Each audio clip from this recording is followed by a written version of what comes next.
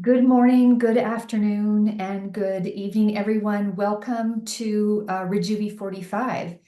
If you are here because you've heard this phrase called modern leadership. And You've come to the right place because we are the modern leadership community. We have a belief that you can grow compassionate human leaders at the same time as you build fierce business leaders. We come together 3 Thursdays every single month. This is our fourth season of doing it. We've been doing it since 21. So we're so glad that you're here today. My name is Regina Hebb, and today I am joined by. Hello, I'm Maggie Kiefer. I'm very, very happy to be here today, Regina. I'm so happy to have you here today. The sun is happy to have both of us here today. I've got my sun shining in from this side, and you've got your Yep. beautiful sunshine coming in from this side. It's also happy that you're here. Well, it feels wonderful. So it's bright and not too hot. It's just perfect. Yeah, that's right. Well, it's hot, but we are both calling in from the Midwest, and it's not going to be hot here for long. It's October, and we are celebrating a lot of festivals at this time of year. So we just wrapped up the Renaissance Fair, and our state fair just wrapped up the month before. But there's so many fun festivals. And I remember too, when we were preparing for the session, you talked about festivals that you were participating in. So, what kinds of festivals were you talking about when you were talking about celebrating? Well, I'm guessing we're talking about Oktoberfest, perhaps, which is a great time of year for that. And so that would probably be a big one. That's this time of year, I think is just super celebratory and enjoying fall and gathering with folks. Yeah, and the harvest, celebrating the harvest and Yes. celebrating the things that people make and celebrating the talent that people have. And I think that that's just a fun thing to open up because if you take a look at what we are talking about today, it's called a leadership festival. Mhm. And we're not going to be talking about the Renaissance Festival. We're not going to be talking about Oktoberfest, but we're going to be talking about a leadership festival and how that meaning beautifully has changed and grown and become far more layered and powerful than it ever has been before, right?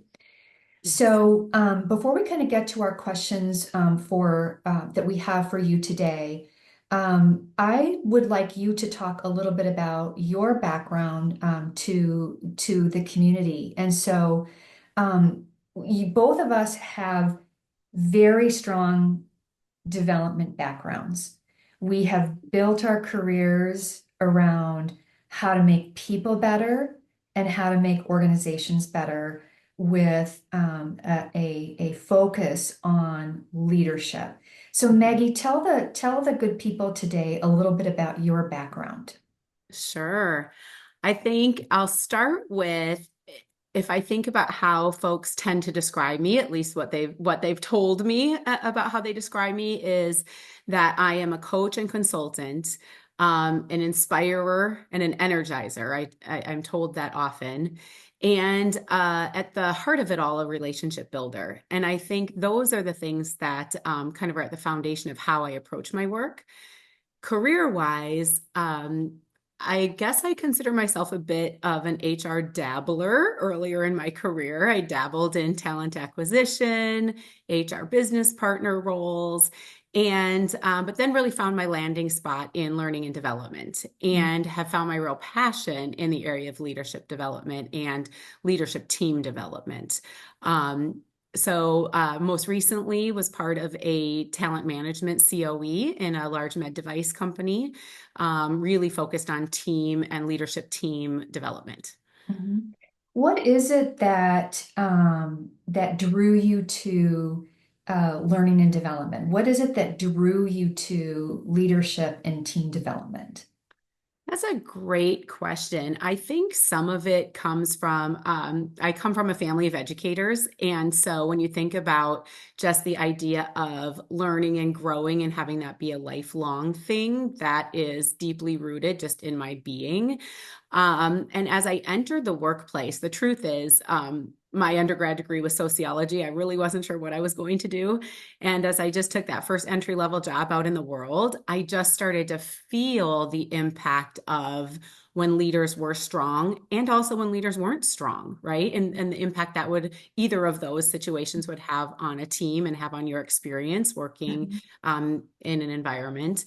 And I just naturally started to be drawn to solutions around that and started to get excited about solutions. So mhm, began doing some of my own research and feeling that out and trying out some things. mhm, And then my very first role as a people leader, I struggled and was new at it. Nobody taught me how to do it. I was just placed in that role. And I think in figuring that out and having some wins and some losses, really helped me identify that as a place that I wanted to spend some time. And that led me down my next academic move and my next career move. Yeah, I love what you're talking about in terms of being from a family of educators, and then it grew in this a respect for learning and growth. Mhm. I love that you said that, and I think that that is so deeply connected to, I think, the main story that we want to reinforce today, which is about um, leadership, modern leadership, and the development is doesn't just use words like growth mindset. Um, Right. it is based on entirely different growth models and ones that are for all leaders, and it pays attention to both growth of the human and growth of the business at the same time. And Hmm. it finds ways to help them to get access to quick to action insight, right? And Hmm. I think the story that we're really trying to tell today in our version of a leadership festival is that leadership development and the programming of it is no longer the stinky old stodgy top down, corporate to the line perspective. It is in fact a leadership festival. So I love you talking about you're from a family of educators, Hmm. because and it has informed your love for learning and your love for growth models, because that's exactly what is core to a leadership festival. Hmm. I love it. Yep, Yeah, absolutely. I yep, just think it's an exciting time. And I think it's like you said, with it's not a top-down programmatic, here's the program, everybody get on board kind of thing. I think ultimately it's just exciting helping equip leaders to do their jobs well yeah. and to help them just feel confident doing it. So to me, it's real exciting. It's an Yep. exciting time. Um, you and I have known each other. We met this year, right? We met earlier this year, through some networking. And one of the things that I noticed as I spend time with you is that you lean in. And it's like you're kind of leaning into the conversation right now. That's one thing that I've observed. The other thing that I observed is that so much of what you do is just so fiercely focused on your customers. Mhm. And so it is fiercely focused on the people, the businesses that you serve. So, I mean, I walked away from that first meeting going, wow, is she focused on, on her client? Is she focused on her business? So, Maggie, can you just talk to us a little bit about why it's so important to you to listen to the business and how this has informed how you think about leadership programming? Hmm. Absolutely. I think very early on in my career in leadership development, I learned that there is just simply not a top-down, one-size-fits-all approach if you want something to actually be done, if you want a new behavior or a change, or leaders to really feel equipped to do something differently. And I think sometimes we fall into the trap, and I myself have fallen into the trap of launching a program that seems academically sound or aligned to current best practices. And we want to launch that into the business. And it makes perfect sense to us sitting over here in our, leadership development HR Yeah. office that it's going to make sense in the business. And then for some reason, it just doesn't quite hit the way you think it's going to. It doesn't have the impact you think it should. And what I've really learned is there are some really key things that when you listen to the business, you learn about. And one of those key things is timing, right? I think different parts of the business have different pressures. Some of them are an annual business cycle, a monthly business cycle. Some of them are due to whatever is happening in the business at that particular moment. And that is going to really create the priorities, right? So the folks who you're delivering these programs to are going to prioritize what's most important to them at the moment. So really being aware of that is so, so important. Really understanding a true need, like what are their actual development needs, right? What do they need at this time to either solve a pain or to help them address a current business challenge when it comes to the teams that they lead? It's got to be relevant and it's got to be timely, right? And I think the last thing is whenever I'm listening to the business and I'm asking about needs, right? When we're kind of doing that initial probe for what's the real problem that we're trying to solve, I always ask, what's hidden? What don't we see that might impact your ability to have success with what we're trying to help you learn here? Mhm. So there are things that are just invisible, right? To those of us who aren't in that work, doing that work every day. I think about how crazy matrixed so many of our organizations are right now. They're complex, they're matrixed. You've got folks who report to one person but have dotted lines to other folks. How do the folks who lead that person, think about who are they accountable to for what and when? What are the communication systems that they're listening to or where they're going to get their information? How might those compete with each other? How Mhm. might financial models in those different parts of the organization compete with each other and impact how they prioritize the work that they do? Mhm. Mhm. And all of those things can be invisible unless you really start asking and you really start getting honest about how things are going to really play out in the real world. Mhm. So those I are some of the love, things I listen for. yeah, I love all of those things, timing, actual needs, and things hidden as you reflect around why is it so important to you? Why are you so effective when it comes to, paying attention to the business? And I want to talk a little bit about the second thing that you mentioned first, which is understanding their actual need and kind of making it relevant. One of the favorite stories, and I've talked about it many times in Rejuvi 45 in my own growth as someone who has committed their career to making people better and to making businesses better. And that is, you know, it's one thing to kind of go in from, a academic perspective or, a human capital development perspective. And for example, to start to talk to folks about things like competencies, et cetera. And these are the critical competencies that you actually need for a business. But one of the things I shared with people was that as good as as good as those competencies might be, and as informative and interesting as they may sound to the leaders, I could always tell that as soon as we were wrapping up or getting close to the finishing up of the event, this look came over their faces like, now I've got to go back to my real job. I have to kind of go back to the real world. And so, this phrase that you use around understand their actual needs or make it relevant to them, I think that what you and I are trying to talk to people about today and help them to understand is that the New Leadership Festival is so deeply connected to the flow of the work of the leader, right? Mhm. That Mhm. it's not even you have to take competencies and make them apply. You understand the flow of how good leadership work actually happens inside of an environment. And you understand how it happens for all of the different people paid to lead. You understand how it happens for an account manager who is really, I think, paid to provide service leadership. And you understand how it looks for a sales leader as they're trying to build a book of business and a revenue stream inside of an assigned territory.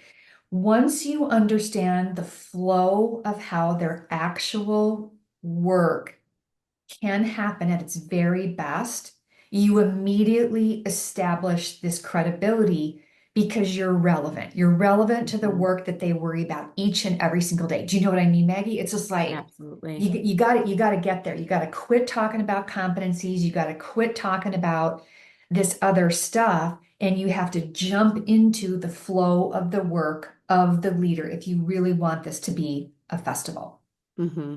I love that. I love that idea of just really understanding what's meaningful to them, given what type of leadership, what type of teams, what type of environment they're leading within.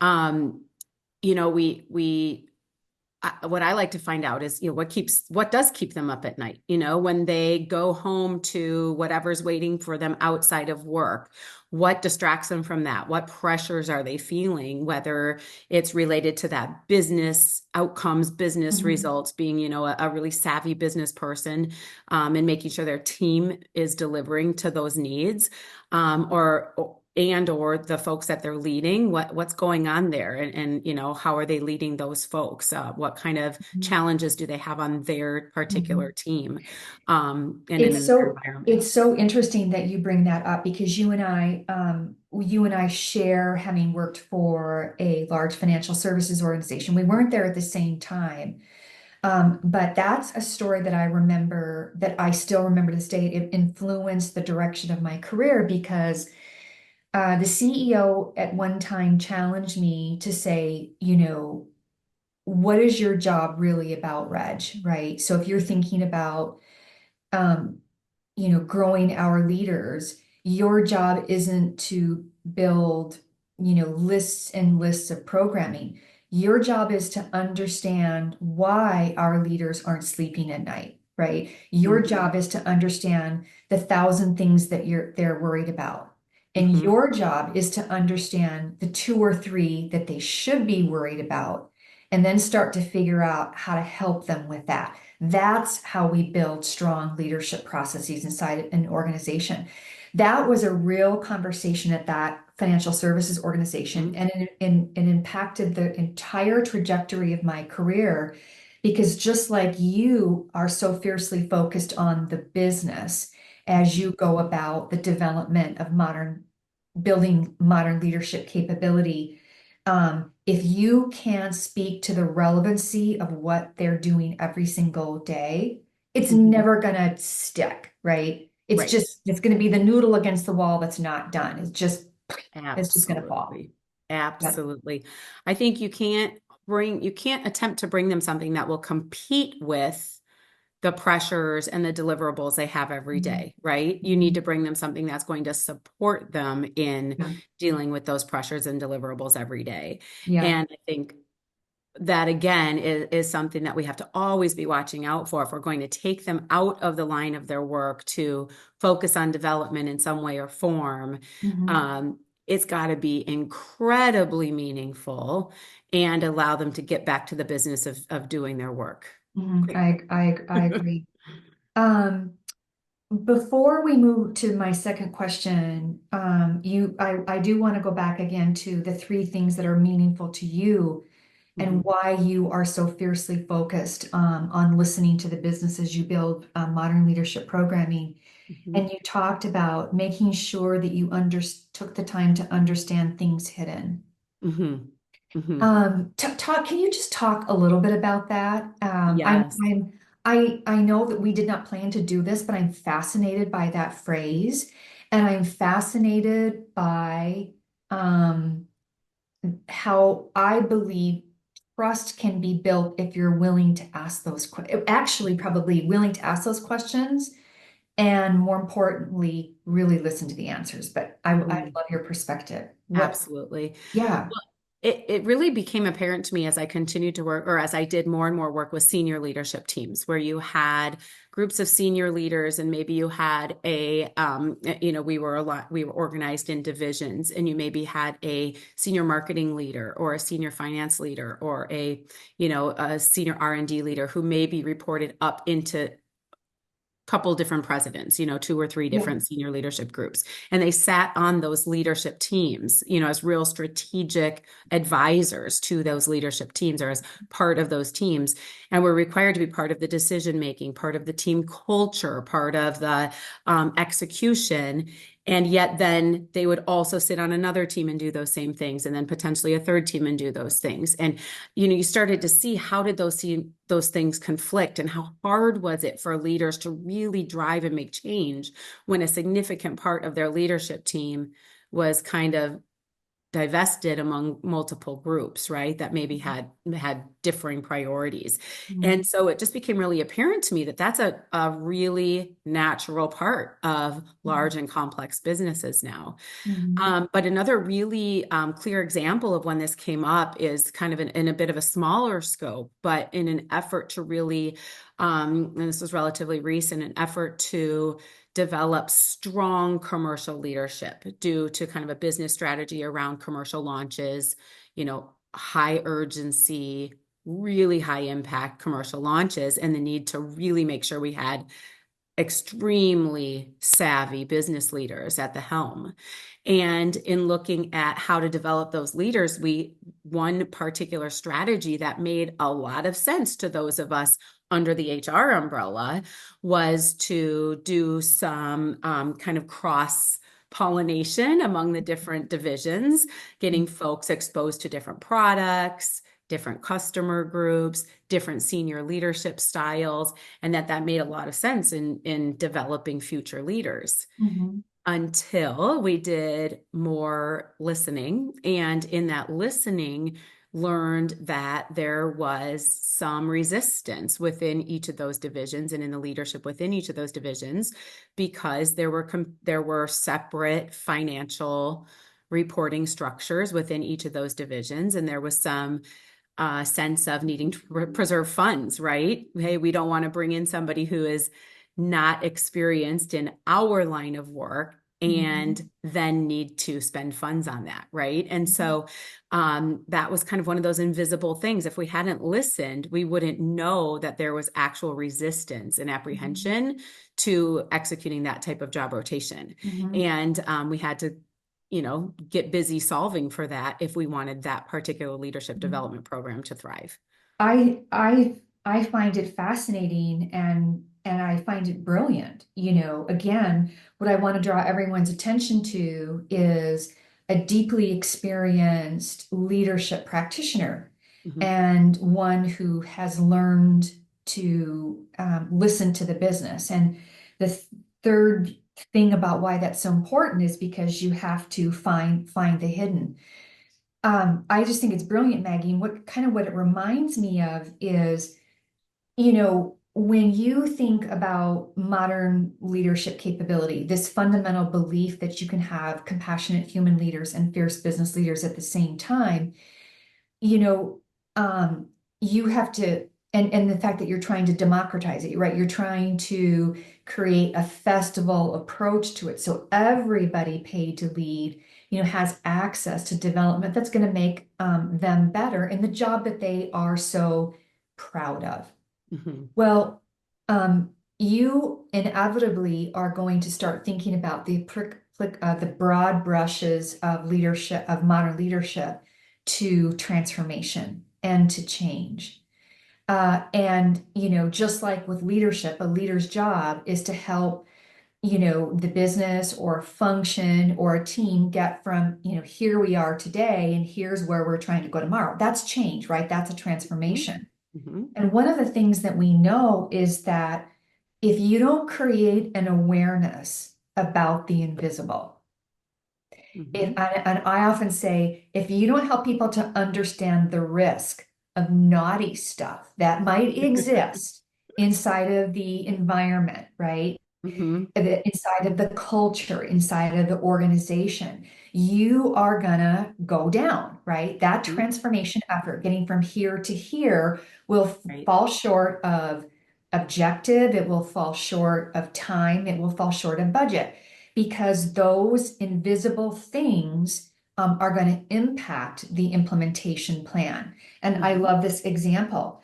And the two things that you were talking about, resistance, and kind of trust in bringing in right talent, right? Or bringing in the Mm-hmm. right experience into our organization.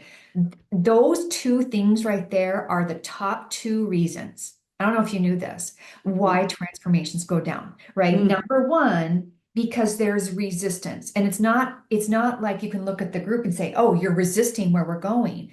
The issue is that the leaders haven't established a sense of urgency. They haven't established the burning platform. Like, this is why we have to go from here to here. That's the number one reason. And the Mm-hmm. number two reason is that there isn't confidence, right? There, people don't have their sea legs about, do we have the right group in order to help us navigate from here to here, right there, boom, boom. Mm-hmm. And so I love that in your explanation of why it's so important to you to find things hidden. It's one of your lessons of experience about focusing on the business. It is so deeply connected to the work that is now starting to inform modern change leadership, modern transformation. Fantastic. It's Mm-hmm. fantastic. I love it. I always ask the question, kind of on to what you just said. Um, what do you have to stand, or let's answer the question of what do you have to stand to gain if we get on board with this?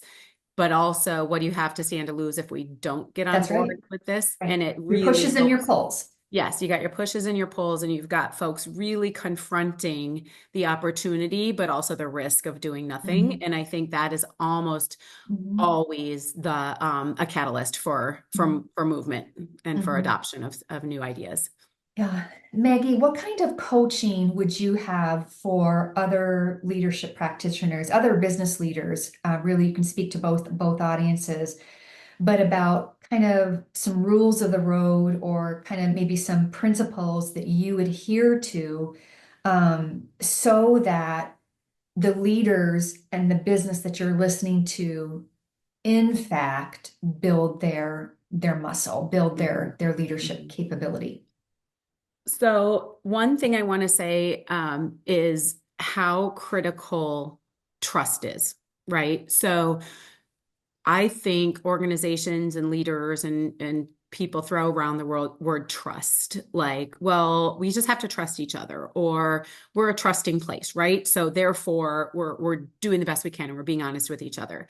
And something that has become incredibly apparent to me is that very few teams are really engaged in the behaviors that are necessary to build trust. So, as a practitioner and coming in to work with a team and to even get them to answer the question of what's going unsaid, what's hidden, what invisible barriers might we have to having success or successful outcomes, trust must be present. It must be present between you as the practitioner and the leader or the group of leaders that you're working with. And it must be present in the group of leaders that, within the group of leaders that you're working Mhm. with. And so I'll just kind of leave that aside for right now, because honestly, I think that could be a whole entire other conversation. I do too. But I've spent so much time and energy on trust, and I've seen the impact that the positive impact that happens to a team when they Mhm. really start to behave in a way that builds trust. So I'll Mhm. leave that aside. But what I kind of came up with this mental mindset a few years ago as I was working on a program, and it was the idea of mindset, commitment, and then the program and tools. So I think about mindset, which is just what we were talking about. That's Have right. we really, really understood that leader and what their why is, right? Why is it worth it to me as a leader to invest my time and effort into whatever this development is? What do I have to stand to gain? What might I lose if I don't do this, right? So, what's my why? And that's that mindset, really, really making sure that you are offering a solution that meets a true need, right? Mhm. And so to me, that's the first step. Absolute Mhm. first step is ensuring that the mindset is aligned to what we're trying to do here.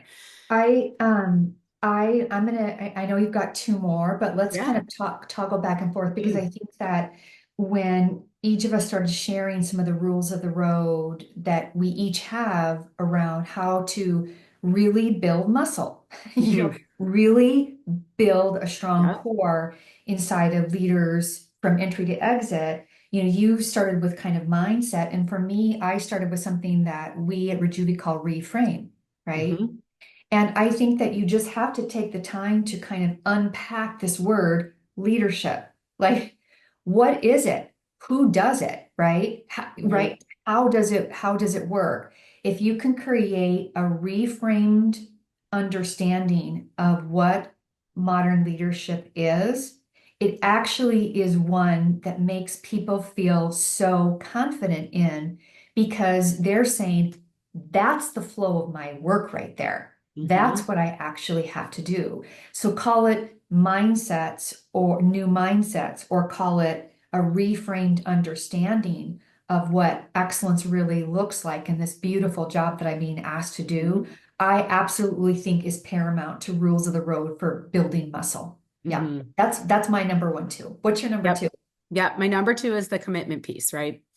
It is the we spent 2 days in a conference room and we have all these great ideas and we're really enthusiastic and inspired and our heads are around it. We believe it. We know we're going to do something differently. And then we walk out and our phones are pinging and dinging and pressures abound and we're right back into the line of our work and forgetting to do anything differently. Right. And so the commitment piece is how do we now build on that mindset and belief that I can do something differently and get different results and actually have them start doing it. Mhm. So to me, that's the magic right there. Yep. And you use the word commitment. I think that at Rejuvi, we use the word called reroute, right? Hmm. Hmm.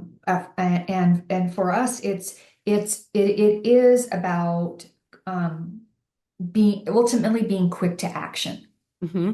right? Because you don't want the energy to die off, right? Hmm. You want the sense of enthusiasm to continue, and you ultimately want that sense of enthusiasm to become habit.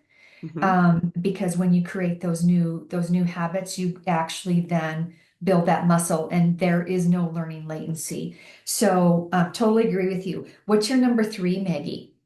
So the number three is that is when you bring in the programs or the tools or the methods and the models and anything that you think is actually going to really help somebody learn and develop is Mhm. that's the third piece. To me, that's the easy part.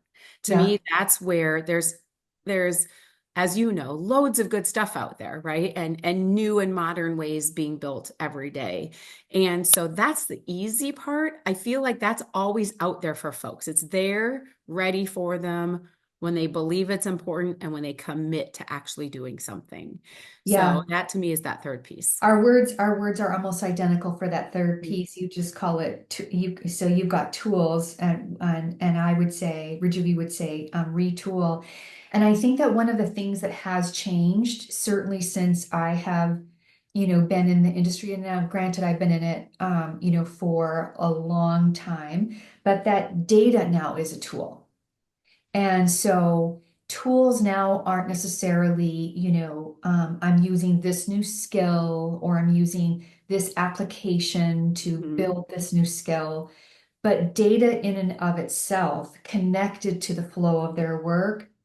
My lesson of experience has been that is one of the primary tools that can help them to not only have quick to action insight, but kind of create this gigantic feedback loop for the leader around this is what the flow of my work, leadership work really looks like. Here is data to all of the relevant parts and pieces, and here's my rate of change in it, right? When you can retool that way, man, magic happens. Mm-hmm. Mm-hmm. Absolutely. Yeah, Yeah, it's so much less about programs and resources and those things are important and they stuff. have their It's stuff.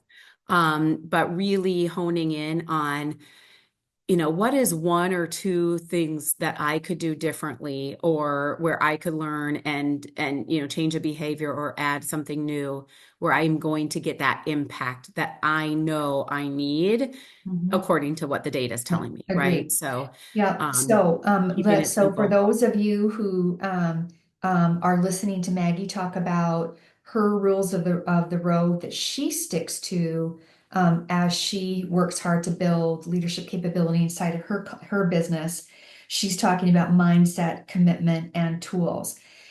Okay, so we knew this would happen. We've got about 9 or 10 minutes left, but we have one more question, and it's one of my favorite one of my favorite ones for you. And that is, Maggie, does it seem like we're having a moment right now? Does it feel like to you we're having a moment, and specifically a one that calls to something different, freshened up, modernized as it relates to leadership? And if so, why? Well, the reason I'm smiling a little bit is that when you and I first met and I started to learn more about Rejuvi and your modern kind of model of leadership and that fierce business, along with that people-centered, kind of people-centric leadership, it hit home because as a leadership development practitioner in the business, that is the conundrum I heard day in and day out from our leaders who were, as always, let's face it, they have to deliver, right? They are accountable to their leaders and the organization to deliver results. And they've got to be the right results, right? That are aligned strategically to our objectives and where we're trying to go as an organization. So the pressure is still on. And in addition, over the past, several years, there's been this real emphasis on that people-centered leadership. And what does that look like to leaders? It looks like a lot of time. It looks like a lot of time and a lot of effort. So I do think it's a moment where we are saying, you've got to do it all. And it's pressure and it's challenging and it's hard. So it's a real opportunity to help our leaders figure out how to do it all, but in a way that works, in a way that, that I they can Oh manage. yes, I think two things that I want to talk about. When we were planning for today and we were preparing for this question, one of the words that you used was pendulum. Hmm. Hmm. And folks listening to the call today will know exactly what Maggie's talking about, is that the pendulum swings, right? And the past, 3 to 4 years, we've swung over here, really trying to help our leaders. The words have been different. The phrases that we used are different, but to be more, to not only be engaging, but Hmm. to all of a sudden the word is leaving me, but to be to be transformative with your people, right? And to be empathetic Hmm. with your people, right? So, and some of these things have been parts and pieces of the DE&I movement, right? And so the pendulum, as we think about how did that start to influence how we prepare our leaders? Well, it's like we need leaders who are more empathetic, right? And so the pendulum has swung over here. I think what's happened is organizations are saying, but wait a minute, what what what were we really trying to do? What did it Hmm. really mean to have these more empathetic leaders? And what's actually happened? Did we do it? What's happening because of it? And they don't have answers to that any of those questions. And so I loved how you talked about the pendulum is starting to swing back this way, and organizations are trying to say, We want to invest in our leaders, but we're not exactly sure how to do that. And I think that we're having this movement because I don't want the pendulum to swing from we have these empathetic leaders, right, that are needed in order to build inclusive environments, right? I don't want it to swing all the way over here to be focused solely on results, right? Solely on the Hmm. business. Hmm. I want the pendulum to kind of go here and for Right. this beautiful new world of compassionate human leaders and fierce business leaders to start to emanate out this way rather than continually having this pendulum go back Hmm. and forth. Do you know what I Hmm. mean? I'm like, oh my gosh, this is what you need to do. Right. When we talked about that idea of the pendulum and we talked about, um, the there was just an influx, right, of funding and programming around how to be inclusive leaders and how to engage all of our employees and help folks feel like they belong and can bring their best selves to work. And I think there was an influx of funding at Mhm. a period of time, right? And now what I'm reading about and hearing about is that funding is going away. And as a result, some of those programs are kind of falling flat, perhaps. Mhm. And leaders are left with an expectation, and rightly so, that they've got teams of folks who are a variety of folks who are different from them. And their job is to lead them inclusively and help engage them and help support their development and help support their career paths, help motivate them. And what each individual needs to be motivated and engaged is different than the person That's sitting right. next to them. That's right. And I think what we want is leaders who are able to do that in the Mhm. line of the day, their daily interactions with the folks that they lead. And we Mhm. want leaders who that's less comfortable for to be Mhm. doing it just as well as for folks who it comes more naturally to. Mhm. And so I think when we think about this opportunity that we have and what you and I have been talking about is this, how do we take these leadership development efforts and blend them into day-to-day work? I think we have a real opportunity there to help leaders understand how small shifts in their behavior in their daily practice as leaders has the ability to really create some nice outcomes when it comes to a sense of inclusion and belonging. Mhm. So to me, Yeah. that's the modern moment and the modern expectation, right, of leaders. And I think Yeah. it's an exciting time and a time where we need to challenge ourselves as leadership practitioners to be thinking about that in every solution. Yeah, I want to. We've got a couple minutes here, but I want to give an example of that. And so I'm going to hold up this picture. And for those of you who are new to us, you can reach out and we'll kind of explain the modern leadership modeling. But you can take a look at this, and this inner triangle is really about, this compassionate human leader, and then these outer quadrants are really about how they're running, a really, really fantastic business. The conversation this is that I had this morning with a president of a payer organization was this, that they found out when you talk about this, focusing in on the behaviors, the things, that can actually provide incremental improvement.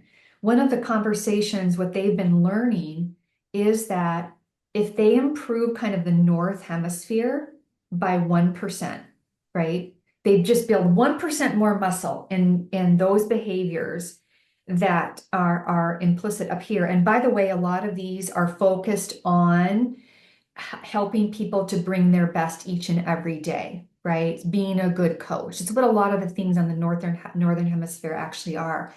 They found when they improved that capability by 1%, their turnover went down by 9%. Mm. Okay. Now, Mm. now here's what's really interesting about this. They also found that when you took a look at growing the South Hemisphere, which is more about the not only the visioning of the organization, but the strategizing, like visioning where are we going, strategizing where are we playing and how are we going to win, and the business casing, really understanding and giving power to a particular business unit. When you improve this by 1%, your turnover decreases by 17%. Mm. And so what they are finding is that where they have made so many investments in their leadership curriculums around solely focused on people bringing their best every day, is they're going to need to take some of those investments and start helping leaders to do the strategizing and the business case and contexting work, because that's producing even higher improvement rates to their turnover. But if they don't use modern leadership principles, if they don't go back to, for example, what you were talking about, mindset, commitment, and tools that Rejuvi calls reframe, retool, and reroute, you're not going to have a chance to understand incremental growth in your Hmm. capability, and you're not going to understand what that growth actually means to the outcomes that your organization cares about. Hmm. Maggie, it's a whole new world. It is a whole new world. It's a It's an it's a exciting one. It's a whole new world, and it is an exciting one, and it is just like a festival, and where lots of people are invited into the leadership tent. And when they go into the tent, they find stuff, right? They find things that are meant and customized for the work that they're paid to do. A sales leader is different from a service leader, is different from a team leader, but they're all in the tent and they have mindsets, commitments, and tools for each and every one. Maggie, I can't think of a better person to have kicked off volume four, season four of Rejuvi 45 with this topic today called a leadership festival. Because you have given like I've learned from you today, you have grown up in with a lot of educators around you, and you've taken that and you have turned it into a career where you work very hard to help the people who are trying to help teams and businesses become their very best today. So thank you, because there couldn't have been anyone more special to join us in a leadership festival in our modern leadership community than you, Maggie Kiefer. Well, thank you so much. I really was overjoyed to have been invited, and thank you so much. Appreciate you. You're welcome. And by the way, I did make a note. You were talking about trust. Like that's a whole nother topic, and Hmm. I actually agree. And I think as we take a look at volume four, there are several places where the implications of that, diagnosing it, problems with it, and or building that capability, we're gonna have you back. That's the topic. Fabulous. We're Let's do gonna do this that. again. Okay. All right. Thank you Thanks, Regina. everyone for joining us today. We will be back next Thursday, October 10th, and the topic will be channeling Mr. Bannister. Until then, keep working at your modern leadership muscle. Makes a gigantic difference. Thank you.